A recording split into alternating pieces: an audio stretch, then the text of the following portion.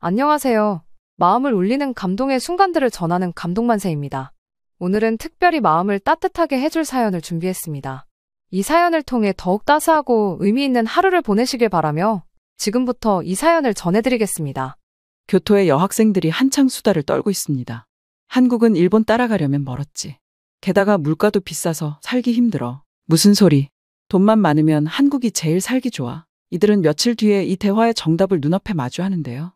바로 한국을 가게 된 것입니다. 여러분에게 한국은 어떤 나라인가요? 한국에 대한 관점을 바꾸는 오늘의 사연 시작하겠습니다. 안녕하세요. 저는 교토에 사는 고등학생 미즈키입니다. 교토는 고유한 사찰과 오랜 전통의 친숙함으로 항상 저에게 편안한 곳이었어요. 하지만 학교에서 한국으로 수학여행을 간다고 발표했을 때 저는 꺼림칙함과 불안감이 교차했습니다. 한국에 대한 저희 관점은 가족들의 강한 견해와 항상 긍정적이지 않은 일본 언론의 묘사에 의해 형성되었기 때문입니다. 친구들이 드라마와 케이팝의 한류 열풍에 휩쓸릴 때 저는 그 흥분을 함께 나누지 못하고 옆에서 지켜보고만 있었습니다. 왜 그들은 우리와 너무나 다른 문화에 매료된 것일까 궁금했습니다. 왜 그들은 일본 사람이면서 일본말을 사용하지 않으려 하는 건지 이해할 수 없었어요. 수학여행이 확정되던 날 교실은 흥분으로 들썩였습니다. 며칠 전 수학여행지 과반수 투표를 진행했는데 거의 대부분의 학생들이 한국을 선택한 것입니다. 모두들 우리가 방문할 장소와 먹을 음식에 대해 이야기하고 있었습니다. 하지만 저는 한국에 간다는 생각에 상반된 감정에 폭풍이 몰아쳤습니다.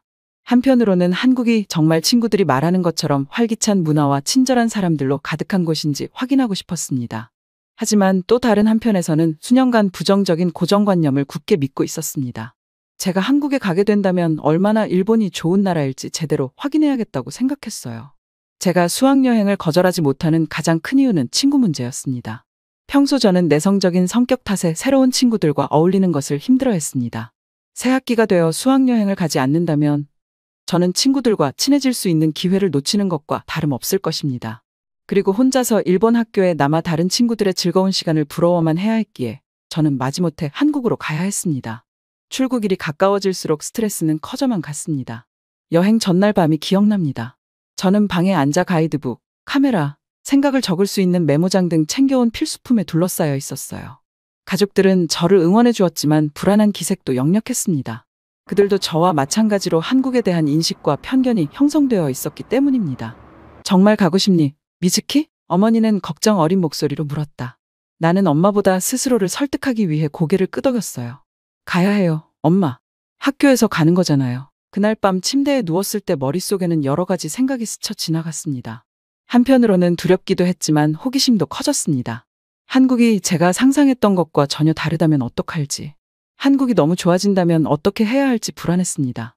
이런 생각에 잠을 이루지 못했고 곧 떠날 여행이 한국에 대한 모든 선입견에 도전하고 그 과정에서 예상치 못한 방식으로 저를 변화시킬 것이라는 사실을 깨닫지 못한 채 불안한 잠에 빠져들었습니다. 비행기가 서울에 착륙하자 설렘과 긴장감이 뒤섞인 가슴이 두근거렸습니다. 아래 건물과 도로, 자동차는 교토에서 보던 것과 비슷하면서도 너무나도 달라 보였습니다. 공항은 활기차고 활기찬 에너지로 북적거렸고 압도적이면서도 흥미로웠습니다. 각계각층의 사람들이 빠른 한국어로 말을 걸며 서둘러 지나갔습니다. 저는 배낭을 더 꽉 움켜쥐고 이 많은 사람들 속에서 제가 얼마나 이방인으로 보일지 문득 깨달았습니다. 우리 일행은 한데 모여 공항을 빠져나갔습니다. 모든 것이 깨끗하고 잘 정돈된 모습에 감탄하지 않을 수 없었습니다. 간신히 알아들을 수 있는 언어로 된 표지판에는 일본어 번역이 곁들여져 있어 길을 찾기가 쉬웠습니다. 공항의 효율성은 제가 머릿속에 그리던 혼란스럽고 분주한 한국의 이미지와는 극명한 대조를 이루었습니다. 서울 시내로 들어서자마자 가장 먼저 눈에 들어온 것은 청결함이었습니다. 서울은 잘 정돈된 거리와 햇빛을 받아 반짝이는 건물들로 깨끗했습니다. 내가 기대했던 것과는 전혀 다르네, 라고 생각했던 기억이 납니다. 첫 번째 방문지는 점심을 먹으러 간 전통 한식당이었습니다. 식당에 들어서자마자 향신료와 구운 고기 냄새가 공기를 가득 채우며 군침이 돌았습니다. 일본 요리의 섬세한 맛에 길들여진 저는 한식을 먹어보기가 망설여졌습니다. 하지만 밥과 채소, 매콤한 소스가 어우러진 비빔밥을 처음 한 입 베어 물었을 때 저는 깜짝 놀랐습니다. 그 맛은 제가 익숙해져 있던 은은한 맛과는 전혀 다른 대담하고 풍성한 맛이었어요. 그 맛에 반해 다른 음식도 열심히 먹어보게 되었고 하나하나가 새로운 경험으로 다가왔습니다. 가장 먼저 놀란 것은 한국 식당의 청결함이었습니다. 특히 어느 음식점을 가도 음식을 만드는 조리사들이 모자와 장갑을 쓰는 것은 물론이고 비말이 튀지 않도록 마스크나 위생 입가리개를 하고 있었습니다. 일본의 대부분의 음식점은 장인 정신을 강조하며 청결보다는 음식의 맛만을 강조하는 경우가 있기에 한국의 청결함은 놀라웠습니다. 또한 어느 식당을 가도 잘 갖춰져 있는 화장실은 매우 청결했습니다. 점심 식사 후에는 사진으로만 보던 경복궁을 방문했습니다. 궁궐의 웅장함에 숨이 멎을 것 같았어요. 정교한 디자인, 선명한 색감의 건물, 고요한 정원은 한국의 풍부한 역사와 문화 유산을 증명하는 듯했습니다. 궁궐 경내를 걷다 보니 경외감이 느껴졌습니다. 교토의 고대 사찰과는 너무나도 달랐지만 한국 특유의 아름다움과 우아함이 있었습니다. 고궁에서 가장 인상 깊었던 점은 고궁을 찾는 사람들의 다양성이었습니다. 많은 서양인을 포함한 전 세계 관광객들이 경내를 돌아다니며 카메라 셔터를 누르고 있었습니다. 한국을 외국인 관광객이 간과하는 나라라고 생각했던 제 선입견과는 거리가 멀었습니다. 하루가 지나면서 서서히 편견을 버리고 있는 제 자신을 발견했습니다. 만난 한국인들의 따뜻함과 친근함은 한국에서 익숙했던 내성적인 성격과는 극명한 대조를 이뤘습니다. 사람들은 우리에게 미소를 지으며 길을 안내해주고 즐거운 여행이 되기를 진심으로 바라는 듯했습니다. 하루가 끝나고 숙소로 돌아갈 때쯤 새로운 경험과 볼거리로 머릿속이 빙글빙글 돌았습니다. 서울은 제가 상상했던 것과는 전혀 달랐습니다. 전통과 현대가 어우러진 도시, 과거와 현재가 조화롭게 공존하는 곳이었죠. 서울 숙소의 커튼 사이로 아침 햇살이 스며들어 또 다른 하루의 탐험이 시작되었음을 알렸습니다. 준비를 하는 동안 번화한 거리, 인상적인 경복궁, 놀랍도록 맛있었던 한식 등 전날의 일들이 머릿속을 가득 채웠습니다. 첫 번째 목적지는 북촌 한옥마을이었습니다. 한국의 전통 가옥인 한옥이 늘어선 좁고 구불구불한 거리를 걷는 것은 마치 시간을 거슬러 올라가는 것 같았습니다. 고풍스럽고 아름답게 보존된 건물들은 멀리 보이는 현대적인 고층 빌딩과 극명한 대조를 이뤘습니다. 평화로운 아침이었고 반 친구들의 부드러운 수다 소리가 마을에서 일어나는 소리와 어우러졌습니다. 우리가 돌아다니는 동안 가이드는 한옥의 역사와 한옥에 살았던 사람들에 대한 이야기를 들려주었습니다. 독특한 곡선형 지붕과 목조 구조의 한옥이 어떻게 한국 문화유산의 일부로 여전히 살아 숨쉬며 소중히 간직되고 있는지에 대해 흥미롭게 들었습니다. 제가 자라온 한국에 대한 고정관념보다 훨씬 더 많은 것이 있다는 것을 새삼 깨닫게 되었습니다. 점심시간은 또 다른 미식의 모험을 가져다 주었습니다. 이번에는 한국 전통찌개로 유명한 가족이 운영하는 작은 식당을 찾았습니다. 망설였지만 호기심이 생겼습니다. 된장찌개가 나왔고 저는 첫맛을 보기 위해 마음을 다잡았습니다. 찌개는 구수하고 약간 매콤한 맛이 섞여 있었는데 놀랍게도 맛있었어요. 따뜻하고 위로가 되는 이 요리는 일본에서 맛본 어떤 음식과도 달랐습니다. 사실 저는 그동안 한국의 된장과 청국장은 일본의 미소와 나토를 따라했다고 생각했지만 직접 된장찌개를 먹어보니 완전히 다른 음식이었습니다. 그때 한국 음식에 제가 미처 생각하지 못했던 깊이와 다양성이 있다는 것을 깨달았습니다. 숙소를 나서자 서울의 아침이 상쾌한 바람과 함께 저를 맞이했습니다. 오늘은 자유 시간이 주어졌고 저는 혼자서 서울을 탐험하기로 했습니다. 유적지와 전통 음식 외에도 한국의 일상이 어떤지 더 많이 보고 싶다는 호기심이 커졌기 때문입니다. 가장 먼저 들른 곳은 한국 편의점이었습니다. 한국 편의점의 전설적인 위상에 대해 들어본 적은 있지만 이 분야에서는 일본이 선구자라고 생각했거든요. 안으로 들어서자마자 저는 놀라울 정도로 다양한 상품에 놀랐습니다. 진열대에는 일반적인 과자부터 멜론맛 우유, 고구마맛 우유, 심지어 옥수수맛 우유와 같은 독특한 제품까지 다양한 상품이 진열되어 있었습니다. 그 다양성은 놀라웠고 창의적인 아이디어에 흥미를 느꼈습니다. 특히 제 눈길을 사로잡은 코너는 다양한 제로 칼로리 디저트였습니다. 건강을 생각하는 소비자들을 위해 편의점이 이렇게 세심하게 배려하는 모습이 인상적이었습니다. 호기심이 발동한 저는 선풍적인 인기를 끌고 있는 바나나, 우유 한 병을 포함해 몇 가지 품목을 골라 카운터로 향했습니다. 그중에 가장 기억에 남는 간식은 연새우 유생 크림빵이었습니다. 기본 맛부터 초코맛, 말차맛, 황치즈맛 등등 다양한 종류가 있어서 하나씩 사서 저녁에 친구들과 나눠 먹었습니다. 저와 친구들은 이 빵의 맛뿐만 아니라 종류별로 어떤 맛이 나는지 먹어보며 그날 밤 더 친해질 수 있었습니다. 한국 편의점은 단순히 편리함만을 추구하는 곳이 아니라 새로운 맛과 트렌드를 탐구하는 곳이라는 사실을 새삼 깨달았습니다. 그 후 거리를 걷다가 특이한 그릭 요거트 가게를 우연히 발견했습니다. 클래식한 맛부터 이국적인 맛까지 다양한 종류의 요거트가 진열되어 있어 압도적이었습니다. 친절한 가게 주인은 요거트부터 그래놀라까지 직접 만들고 있다고 자신있게 설명해 주었습니다. 저는 망설임 없이 홈메이드 그래놀라와 꿀을 뿌린 요거트 몇 개를 시식했습니다. 신선하고 기분 좋은 맛에 놀랐고 한국의 디저트 문화가 발전하고 있다는 사실을 깨닫게 되었습니다. 오후에는 유명한 쇼핑지구로 향했습니다. 거리는 사람들로 북적거렸고 그 분위기는 전염성이 강했습니다. 줄이 길게 늘어선 한 베이커리를 발견하고 소금빵으로 유명하다는 사실을 알게 되었습니다. 호기심이 발동한 저는 줄을 서기 시작했습니다. 기다린 보람이 있었어요. 빵은 부드러웠고 버터의 풍미가 아주 좋았습니다. 근처 공원에 앉아 소금빵을 먹으며 한국에 대한 인식이 어떻게 바뀌었는지 생각해 보았습니다. 한국은 음식에 있어서도 글로벌 트렌드를 따라잡는 나라였습니다.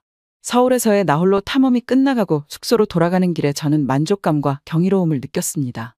현대적이고 활기차며 끊임없이 진화하는 한국의 또 다른 면을 발견한 거죠. 한국은 매번 저를 놀라게 했고 제 선입견에 도전하고 새로운 맛과 경험의 세계에 눈을 뜨게 했습니다. 그날 밤 제가 발견한 것들을 반 친구들과 나누면서 저는 며칠 만에 제가 얼마나 성장했는지 깨달았습니다. 다음 날은 역사와 문화가 깃든 경주로 떠났습니다. 가방을 챙기면서 설렘과 호기심이 뒤섞인 기분이 들었습니다. 지난 며칠간 서울에서 한국의 아름다움에 눈을 뜬 터라 경주가 어떤 곳인지 궁금했습니다. 경주로 향하는 버스에 몸을 싣고 자리에 앉아 창밖을 내다보니 도시 풍경이 서서히 시골로 바뀌기 시작했습니다. 여행은 그 자체로 즐거웠습니다. 버스에는 무료 와이파이와 차내 엔터테인먼트 같은 편의시설이 갖춰져 있었는데 생각지도 못했던 기능들이었죠. 편안함과 편리함이 제공되어 여행이 즐겁고 편안하게 느껴졌습니다. 경주에 가까워지자 가이드는 경주의 유구한 역사에 대한 이야기를 들려주었습니다. 성벽 없는 박물관으로 알려진 경주는 한때 고대 신라 왕국의 수도였습니다. 저는 왕과 왕비, 전투, 보물에 얽힌 이야기에 매료되어 열심히 이야기를 들었습니다. 도착하자마자 가장 먼저 눈에 들어온 것은 도시의 평온함이었습니다. 경주는 고대 사찰과 왕릉, 아름다운 정원이 어우러진 고요하고 신비로운 매력을 지니고 있었어요. 서울의 분주한 에너지와는 극명한 대조를 이뤘죠. 첫 번째 방문지는 유네스코 세계문화유산인 불국사였습니다. 경내를 걷다 보니 절묘한 건축물과 평화로운 분위기에 감탄이 절로 나왔습니다. 사찰의 정교한 조각과 사찰을 감싸고 있는 고요함은 제 영혼의 향유와도 같았습니다. 성찰의 순간이었고 한국 문화유산의 깊이와 풍요로움에 감사하는 제 자신을 발견했습니다. 점심은 경주 전통 음식으로 유명한 현지 식당에 들렀습니다. 비빔밥을 다시 먹었는데 이번에는 재료가 지역 특산품이었고 맛도 지역 특유의 풍미를 느낄 수 있었습니다. 이전에는 생각하지 못했던 한식의 다양성을 다시 한번 느낄 수 있었습니다. 점심 식사 후에는 고속도로변에 있는 유명한 휴게소를 방문했습니다. 저는 휴게소의 고급스러움과 편리함에 깜짝 놀랐습니다. 현지 간식과 기념품을 파는 다양한 상점, 깨끗하고 잘 관리된 화장실, 심지어 작은 문화센터까지 있었죠. 일본에서는 경험하지 못한 수준의 환대와 사려 깊은 배려가 느껴졌습니다. 이날의 하이라이트는 경주의 명물인 황남빵을 먹어본 것이었습니다. 부드럽고 쫄깃한 빵 속에 들어있는 달콤한 파탕금은 정말 맛있었습니다. 일본 디저트가 뛰어나다고 생각했는데 이 소박하면서도 맛있는 빵은 그 믿음을 깨뜨렸습니다. 찰보리 빵과 옥수수 튀김 같은 다른 현지 디저트도 먹어봤는데 하나하나가 즐거운 발견이었습니다. 그날 밤 침대에 누워 한국에 대한 제 인식이 얼마나 달라졌는지 생각했습니다. 저는 고정관념과 오해에 사로잡혀 다친 마음으로 이 나라에 왔었습니다. 하지만 이제는 고대와 현대, 전통과 혁신이 공존하는 문화에 대한 감탄과 존경으로 가득 찬 마음으로 경주를 떠나고 있었습니다.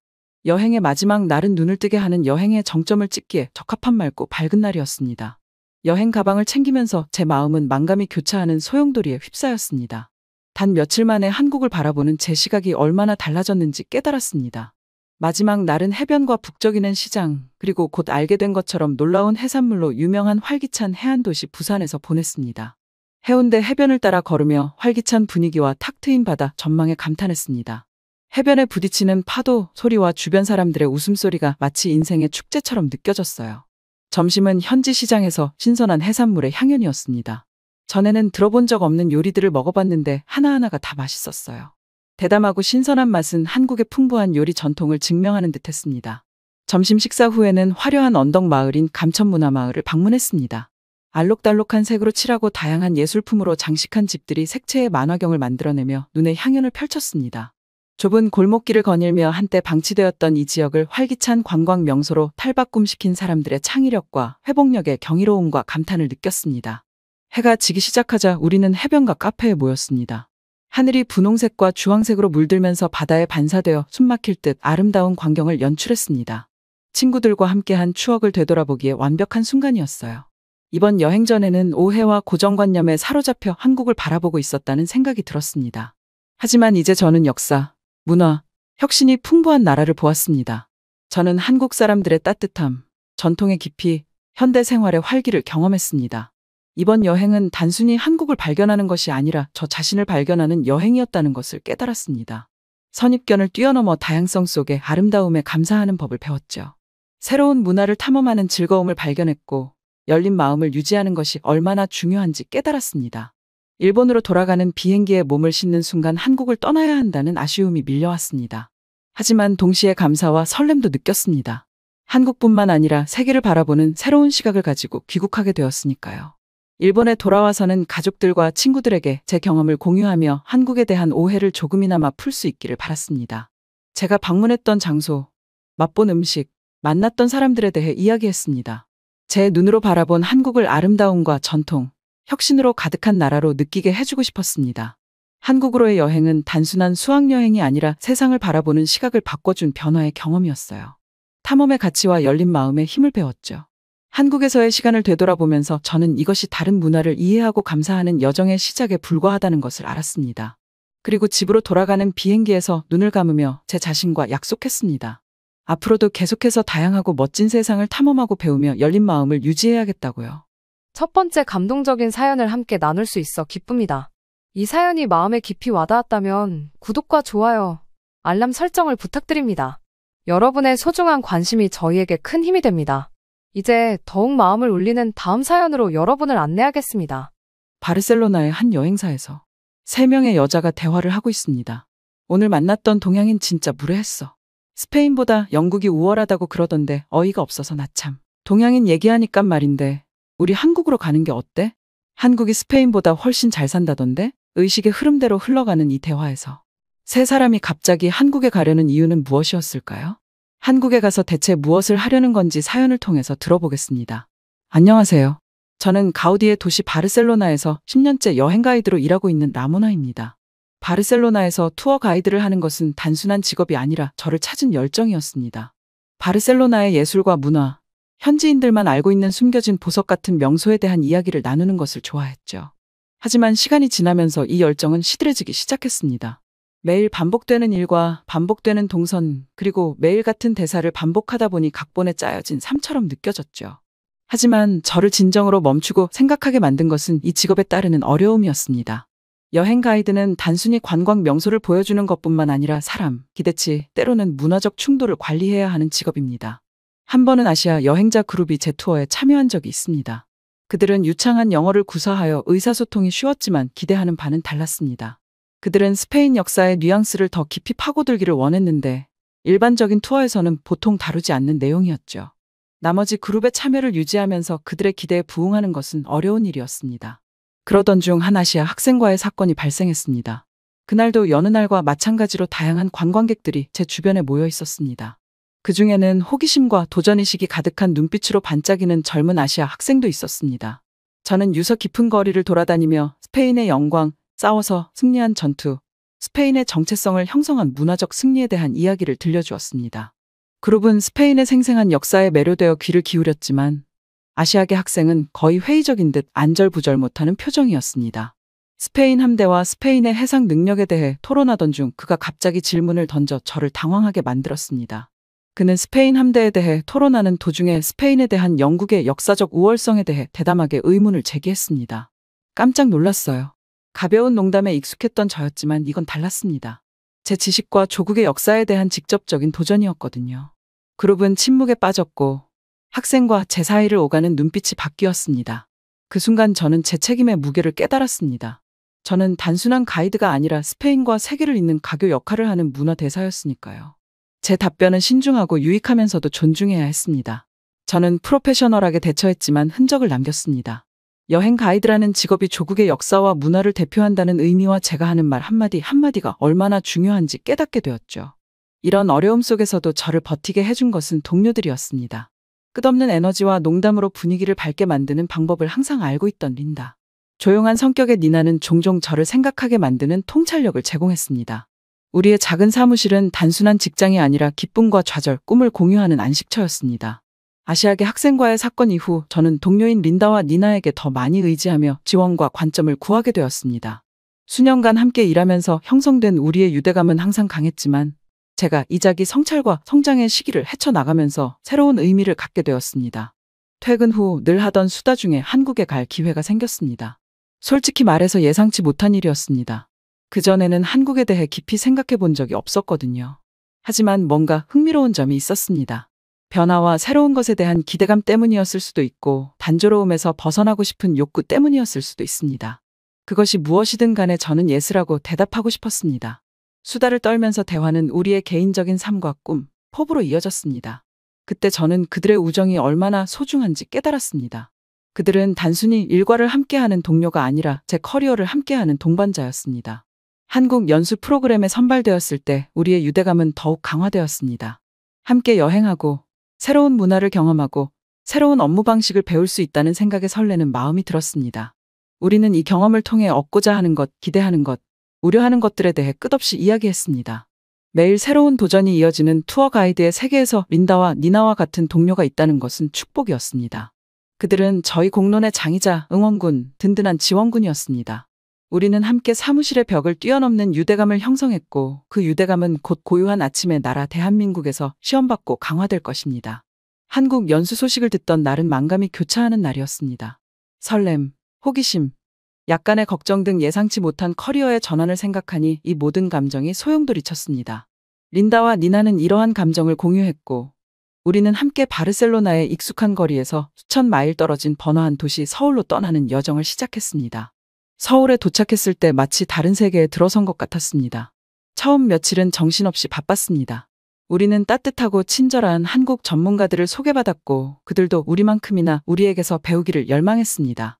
워크숍, 세미나, 현장 견학 등 한국의 관광 및 고객 서비스에 대한 접근 방식을 더 깊이 이해할 수 있는 다양한 일정으로 하루하루를 보냈습니다. 교육에서 가장 인상 깊었던 점은 효율성과 혁신에 대한 강조였습니다. 한국 관광산업은 여행객의 원활한 경험을 보장하기 위해 모든 세부 사항이 세심하게 계획되어 있었습니다. 첨단 예약 시스템부터 여행객에게 정보를 전달하는 방식까지 모든 것이 여행자를 염두에 두고 설계되었습니다.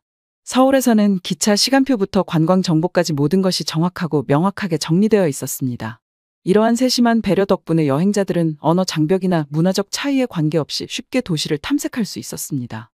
반면 바르셀로나의 관광 인프라는 견고하긴 하지만 이러한 수준의 효율성이 부족한 경우가 많았습니다. 인기 명소의 긴 대기열, 혼잡한 투어, 가끔씩 발생하는 대중교통의 혼란은 일반적인 문제였습니다. 한국 모델에서 영감을 얻은 린다, 니나와 저는 투어의 이러한 측면을 개선할 수 있는 방법을 브레인스토밍하기 시작했습니다. 우리는 보다 체계적인 여행 일정을 도입하고 더 나은 커뮤니케이션을 위해 디지털 도구를 통합하고 관광객 인파를 보다 효과적으로 관리할 수 있는 방법을 찾는 것에 대해 논의했습니다. 하지만 저희를 감동시킨 것은 기술적인 측면뿐만 아니라 진정으로 돋보인 것은 한국인의 환대였습니다. 여행객 한 명 한 명이 환영받고 소중히 여겨진다는 느낌을 받을 수 있도록 배려하는 따뜻함과 진심이 느껴졌어요. 환대는 단순히 서비스를 제공하는 것이 아니라 관계를 형성하고 기억에 남는 경험을 제공하는 것이라는 생각은 바르셀로나에 가져오고 싶었습니다. 교육에는 문화적 몰입도 포함되었습니다. 경복궁과 북촌 한옥마을 같은 유적지를 방문해 한국의 유구한 역사와 전통에 대해 배웠습니다. 김치를 직접 담그고 전통 다도 체험도 했습니다. 이러한 경험을 통해 한국인의 생활 방식을 엿볼 수 있었고 한국의 문화와 사람들을 사랑하게 되었습니다. 하지만 한국에서의 하이라이트는 어학원 방문이었습니다. 한국어를 배우기 위해 전 세계에서 온 학생들이 모여있는 이 학교는 문화의 용광로였습니다. 이곳에서 저는 문화적 격차를 해소하는 데 언어가 얼마나 중요한지 깨달았습니다. 어학원에서는 한국어뿐만 아니라 다양한 외국어들을 배울 수 있는 강의가 마련되어 있었습니다. 한국어를 제외한 다양한 외국어 강의에는 많은 한국인 학생들이 있었습니다. 외국어 습득에 대한 한국인들의 헌신적인 노력은 저에게 영감을 주었고 투어 가이드로서 제 자신의 언어 능력을 향상시키고자 하는 동기를 부여했습니다. 여행 가이드가 아닌 사람들도 자신의 외국어 능력을 부단히 향상시키는 것을 보며 여행 가이드로서의 큰 울림을 받았습니다. 바르셀로나에 돌아와서도 서울에 대한 생생한 기억은 여전히 제 머릿속에 생생합니다. 북적이는 거리, 전통과 현대가 조화롭게 어우러진 모습, 흠잡을 데 없는 관광 산업의 효율성은 저에게 지울 수 없는 흔적을 남겼습니다. 이러한 경험을 되돌아보고 스페인에서 배운 것을 어떻게 업무에 접목할 수 있을지 고민할 때였습니다. 이를 위해 동료 가이드들을 대상으로 한 1년의 교육 세션을 통해 한국에서 얻은 인사이트를 공유했습니다. 틀에 박힌 투어를 넘어 여행자와 진정한 관계를 맺기 위해서는 문화적 감수성이 중요하다는 이야기를 나눴습니다. 우리는 각 투어를 독특하고 기억에 남는 경험으로 만들기 위해 동료들에게 개인적인 이야기와 현지 인사이트를 공유하도록 독려했습니다. 그렇게 해서 떠올리게 된 것이 문화교류였습니다. 한국에서 우리는 다른 문화에 대해 직접 배우는 것의 아름다움을 경험했습니다. 바르셀로나에서도 여행객들에게 비슷한 경험을 선사할 수 있다는 것을 깨달았습니다. 그래서 현지 음식 시식, 전통 공방 방문, 기초 언어 수업 등 인터랙티브 요소를 투어에 도입하게 되었습니다.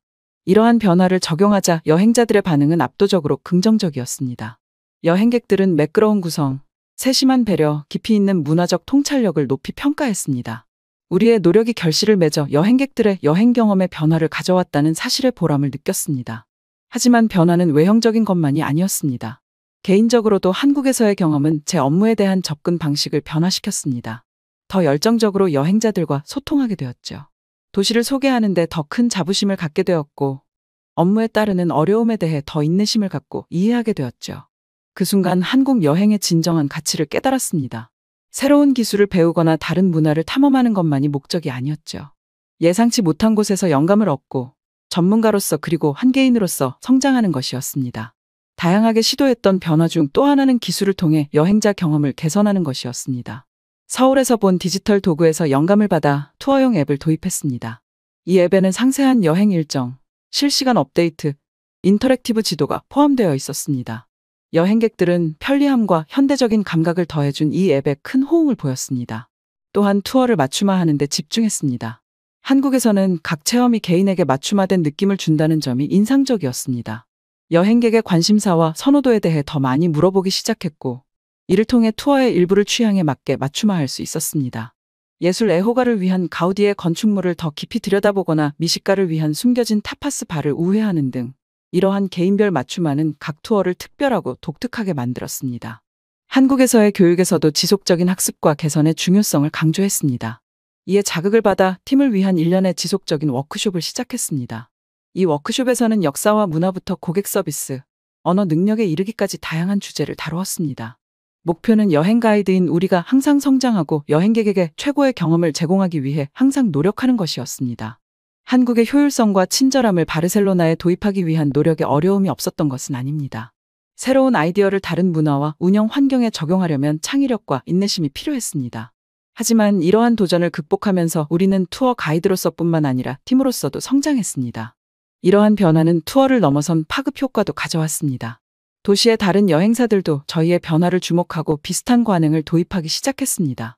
한국에서의 경험이 바르셀로나의 관광 산업을 전반적으로 향상시키는 데 도움이 되고 있다는 사실에 뿌듯함을 느꼈습니다. 이 여정을 되돌아보니 제가 얼마나 성장했는지 깨닫게 됩니다.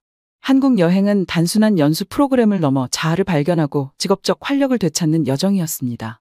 새로운 경험에 대한 개방성의 가치, 고객 서비스에서 공감의 중요성, 문화 교류의 힘을 배웠습니다. 오늘도 바르셀로나의 거리를 걸으며 전 세계에서 온 여행자들과 바르셀로나의 이야기를 나누면서 저는 감사하는 마음으로 걷고 있습니다. 한국을 경험할 수 있는 기회와 배운 교훈, 그리고 제가 안내하는 사람들의 삶의 변화를 가져올 수 있는 기회에 대해 감사합니다.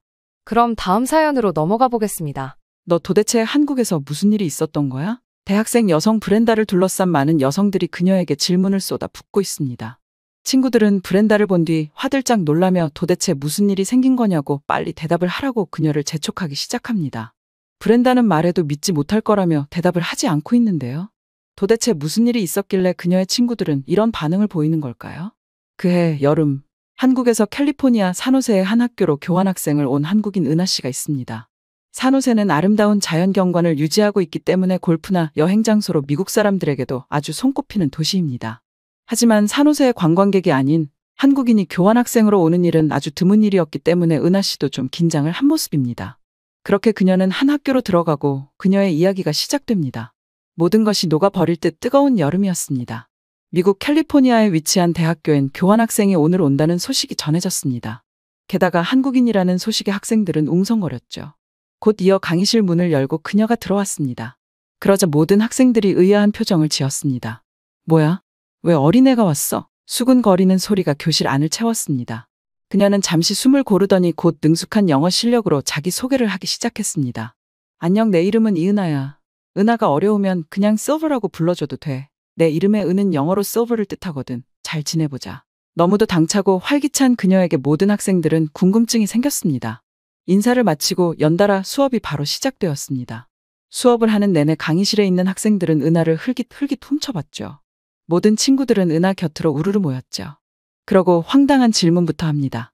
너 몇 살이야? 한 외국인 학생이 물었습니다. 은하는 우리 인사부터 할까? 그게 예의잖아. 라고 하자 그녀는 머쓱한 듯 안녕, 내 이름은 브렌다야. 라 다시 말을 건넸죠. 그제서야 은하는 다시 환하게 웃으며 나는 24살이야. 나이가 좀 많지? 휴학하고 이곳저곳 여행을 다니느라 벌써 24살이 됐네. 은하의 말에 다른 친구들은 서로 눈짓을 하며 인상을 찌푸렸습니다. 은하는 그녀들이 왜 그런지 이해할 수가 없었죠. 브렌다는 은하에게 솔직하게 말해봐, 진짜 너가 24살이라고? 재차 물었습니다. 은하는 갸우뚱하며 여권이라도 보여줄까?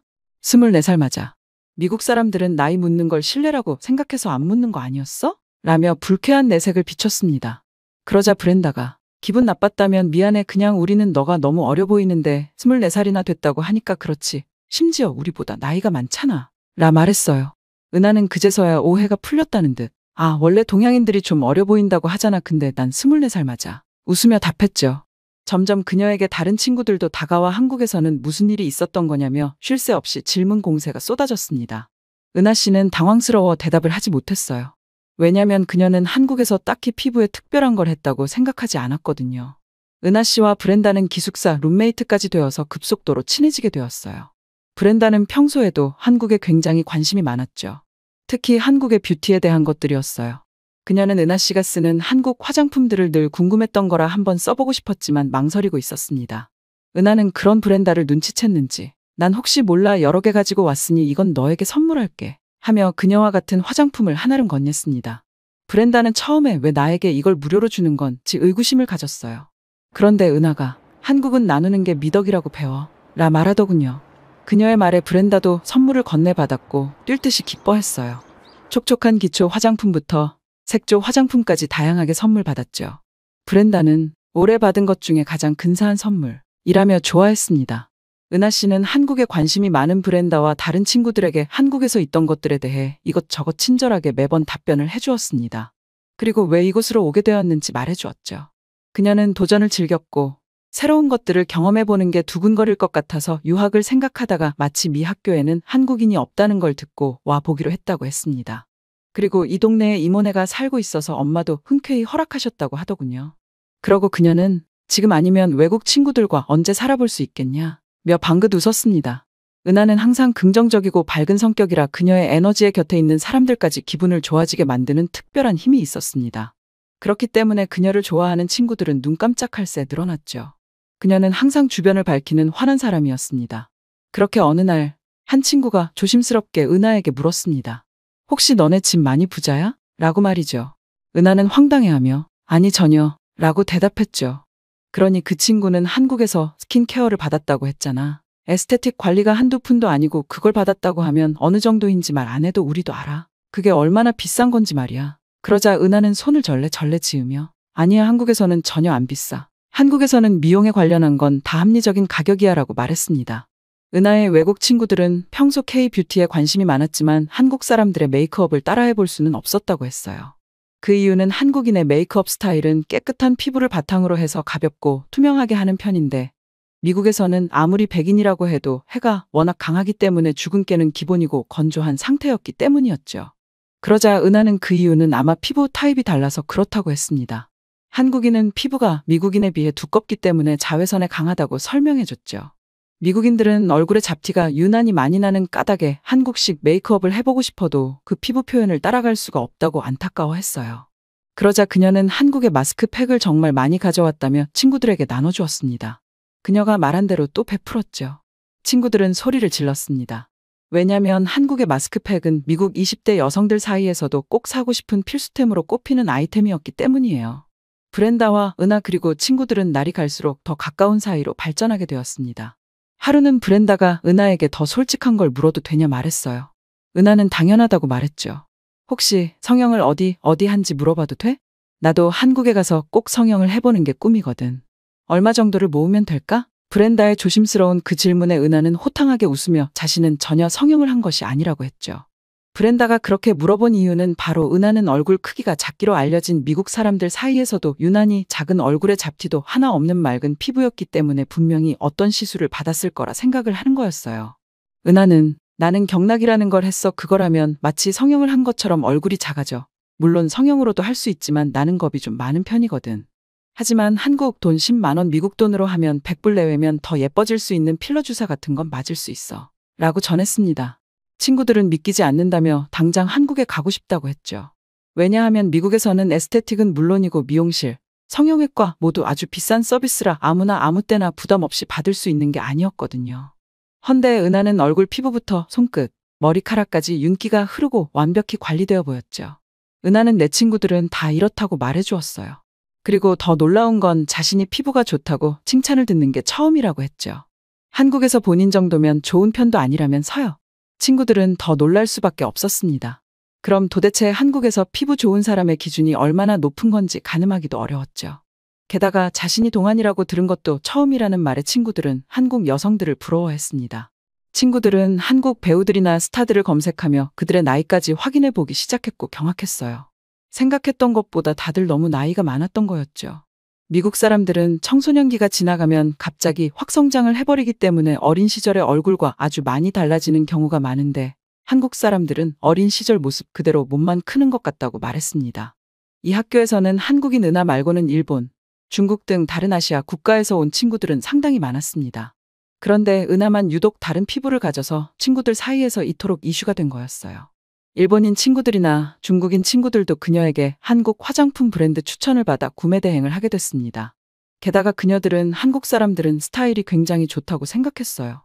미국 사람들은 사실 옷에 크게 관심이 없는 편인데 한국 사람들은 트렌드를 잘 따라가고 누구나 옷을 정말 잘 입는다고 생각했어요.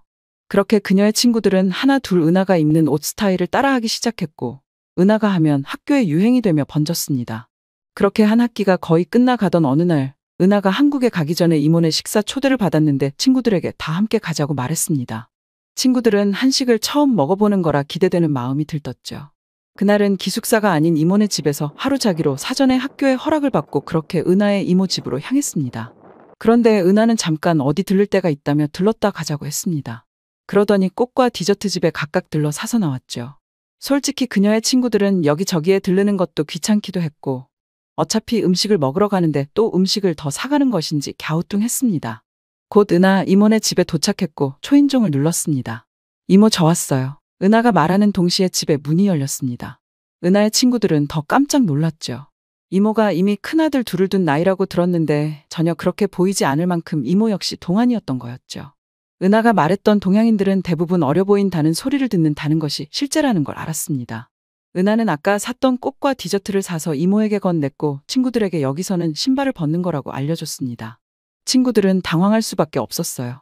미국에서는 실내에서 신발을 벗는 게 정말 이상하게 느껴졌거든요. 눈치를 살피고 있는 친구들을 눈치챈 은하가 괜찮다고 벗으라고 이야기해주자 그제서야 하나 둘 신발을 벗기 시작했습니다. 아주 어색해했죠. 친구들이 조심스럽게 이모네 집의 바닥을 디뎠는데 친구들은 놀란 듯 서로를 바라봤어요. 그 이후로는 미국의 바닥은 아주 차가운데 이모네 집은 따뜻함이 느껴졌어요. 은하에게 친구들은 무슨 문제가 있는 건 아닌지 걱정했죠. 그러자 은하가 이 집은 한국식으로 지어졌어. 바닥에 온돌이라는 게 깔려 있어서 공기를 순환시키고 또 따뜻함이 유지돼. 라고 말이에요. 처음엔 살짝 까치발을 든 채로 집 안을 걸어 다니는 게 어색해만 하던 친구들은 곧 생각보다 편하다며 이야기했어요. 이모의 집 바닥은 정말 깨끗했죠. 친구들의 양말에 더러운 게 하나도 묻지 않을 정도로요. 미국에서는 바닥을 대걸레 같은 걸로 수시로 닦긴 하지만 그래도 바닥을 또 닦을 때 계속해서 더러운 것들이 묻어 나옵니다. 그래서 러그를 깔거나 그 러그를 수시로 세탁해야 합니다. 그렇기 때문에 바닥은 깨끗한 곳이란 인식이 없거든요. 그래서 은하의 이모 집 바닥은 그녀들에겐 신선한 충격이었죠. 그녀들이 집안을 둘러보며 이야기를 나누고 있을 때 은하의 이목밥이 다 되었다고 불렀습니다. 손을 씻고 식탁에 앉았죠. 친구들 눈이 휘둥그레졌습니다. 마치 무지개를 보는 것처럼 모든 색이 다 놓여진 한식을 처음 본 순간이었으니까요. 한국 음식은 어떤 메뉴든 채소를 골고루 이용했어요. 근데 그 재료들이 따로 노는 것이 아니라 오색 조화가 이루어져 있었습니다. 은하의 친구들은 너나 할 것 없이 사진, 동영상 촬영을 했죠. 미국은 각자 식재료를 따로 구워서 세팅하거나 먹고 싶은 채소를 위에 얹어 먹어요. 또 메뉴 한두 개를 가운데 두고 각자의 접시에 먹거나 대부분 개인 접시에 각자 먹을 것만 놓고 먹는 식사의 문화와 너무 다른 식탁이었죠. 셀 수 없이 많은 그릇 위에 모두 다른 음식이 놓여져 있었습니다. 고기, 각종 채소, 해산물, 국이라 불리는 미국의 스프 같은 것도 말이에요. 영양적으로도 완벽한 모습이었는데 그 식탁을 보고선 왜 한식이 최근 세계적으로 이슈가 되는지 알게 되었다고 했습니다. 이렇게 몸에 좋은 음식을 생활 속에서 섭취를 하는데 반해 미국에서는 대부분 패스트푸드나 밀가루, 튀김으로 된 음식이 주된 식습관이었기 때문이었어요. 샐러드가 있더라도 드레싱을 많이 뿌리기 때문에 칼로리가 상당히 높죠. 은하는 한국 전통의 문화들을 설명해 주겠다고 했습니다. 한국은 메뉴를 다 같이 나눠 먹는 공유의 문화를 가지고 있다고 했어요. 처음엔 그게 비위생적 일거라 생각했지만 자신이 먹고 싶은 메뉴를 덜어 먹으면 된다는 소리에 그녀들은 바로 납득을 했죠. 젓가락질을 못하는 그녀들을 위해 이모는 포크도 함께 준비해 주셨어요.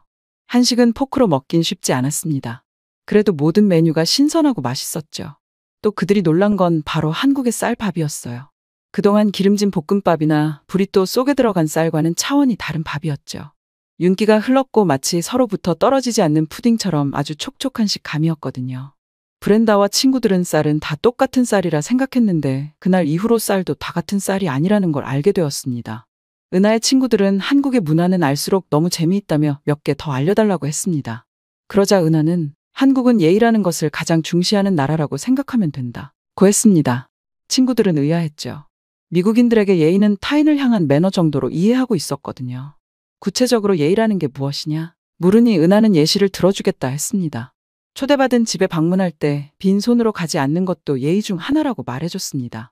그제야 은하가 굳이 가게들을 들러 이것저것을 사온 것인지 그 행동에 대한 의문이 풀렸죠. 그 다음으론 인사를 할 때 고개를 숙여서 하는 것, 나이가 많은 어른을 공경하는 것, 자리를 양보하는 것 등등 다양한 것들에 대해 이야기해줬죠. 은하의 이모는 아주 다정하게 친구들을 맞이해 주었고 디저트로 과일까지 먹으며 다양한 이야기들을 나눴습니다. 그 저녁은 어느 때보다 행복하고 가득 찬 저녁이었죠. 은하의 친구들은 은하가 알려준 대로 한국식으로 고개를 숙여 인사를 하고 이모네 집에서 나왔습니다. 그렇게 얼마 뒤 아쉽게도 은하는 다시 원래 학교로 돌아가야 했어요. 언제든지 메신저로 연락하자고 했지만 시차가 달랐기 때문에 곁에 있을 때만큼 많은 이야기를 나누긴 어려웠죠. 브렌다는 그런 은하가 너무 보고 싶었어요. 그래서 방학을 이용해 한국을 다녀오기로 했습니다. 많은 친구들이 은하를 그리워했지만 각자 일정이 있어 다음 방학 때나 돼야 한국을 갈 수 있을 거라고 했습니다. 브렌다가 은하와 행복한 시간을 보내고 있다고 매일 메신저로 알려줬고 그렇게 겨울 방학이 끝나고 새 학기가 시작되었습니다. 친구들은 문을 열고 들어오는 브렌다를 보고 경악했어요. 그녀의 주근깨도 잡티도 모두 다 사라지고 마치 한국인 피부처럼 아주 투명해진 게 아니겠어요? 헤어스타일도 아주 세련되게 변신했고요. 친구들은 도대체 무슨 일이 있던 거냐며 어디를 성형한 거냐며 그녀에게 질문 세례를 쏟아냈습니다. 브렌다는 정말 100불 정도 만에 이렇게 됐다고 하면 믿을 수 있겠냐고 말했어요. 그녀는 성형을 한 것이 아니라 그저 몇 번의 레이저 시술만 했다고 말했거든요.